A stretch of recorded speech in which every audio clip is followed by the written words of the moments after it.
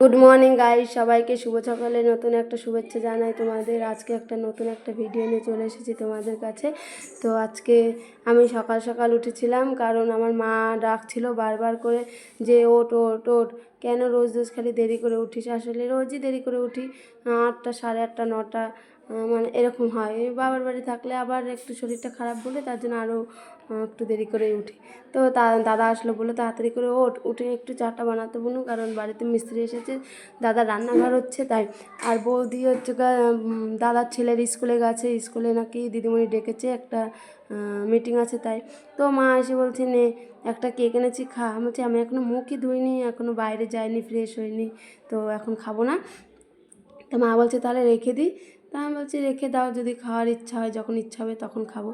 তো আমি আবার ঘরটা একটু ঝাড় দিয়ে পরিষ্কার করে নিলাম। আসলে আমরা নিচেই ঘুমাই, কারণ এখানে একটা খাট ছিল মেজদার, তো মেজদা তো বনগাঁতে থাকে, মেজদা নিয়ে গেছে। এখনও ওর ঘরের অনেক কিছুই আছে, সেগুলো নেয়নি।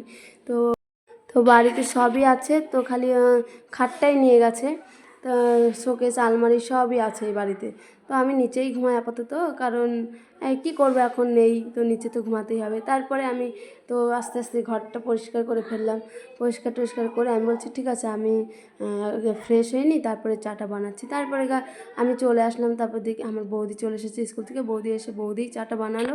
বৌদি বলছে আমিই বানাচ্ছি। আমার ঠিক আছে তাহলে তুমি বানাচ্ছো। তারপরে আমার ছেলে মেয়ে চলে আসলো। আমার ছেলে মেয়ে এসেই ঝগড়াঝাটি শুরু করে দিয়েছে, কারণ ওদের এটা ছাড়া কোনো কাজ নেই। ওর মামি ওখানে চা বানাচ্ছে, আর বলছে তোরা খালি এত ঝগড়া করিস কেন। আমাকে বলছে এই দেখো তো ওরা খালি ঝগড়া করে। তো ওর ভাই বোন দুজনাই ঝগড়া করছে, মারামারি করছে। দেখো মারামারি করতে করতে পুরো বাইরে চলে যাচ্ছে, মারামারি করতে করতে। তারপরে এদিকে বৌদির চা প্রায় শেষের দিকে আনি। তো বৌদি বলছে কি বাইরের দেশে এইভাবে চা বানায় জানো। তো বলছি তাই। তারপর বৌদির অনেকটাই চা বানানো হয়ে গেল।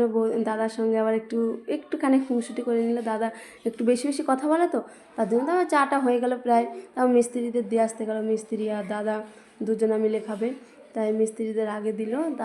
তারপরে আর দাদা বড় কাপ দেয়, তো তাই বড় কাপটা দাদাকে দিল। আসলে আমরা চায়ের সঙ্গে বিস্কুটটা একটু কমই খাই, সকালে তো একটু বিস্কুট না খাই, পর রাতে খাই, রাতে বিস্কুট দিয়ে চা দিয়ে। তারপর এখানে দাদা বৌদি গল্প করছে। দাদা কী যেন চুপি চুপি দাদা বৌদির কানে কানে বলছে। তো আমার দাদা বৌদিকে কেমন লাগে তোমরা অবশ্যই আমাকে কমেন্ট করে জানিয়ে। আর আমাদের সকালের চা খাওয়া হয়ে গেলো, তোমাদের খাওয়া হয়ে গেছে?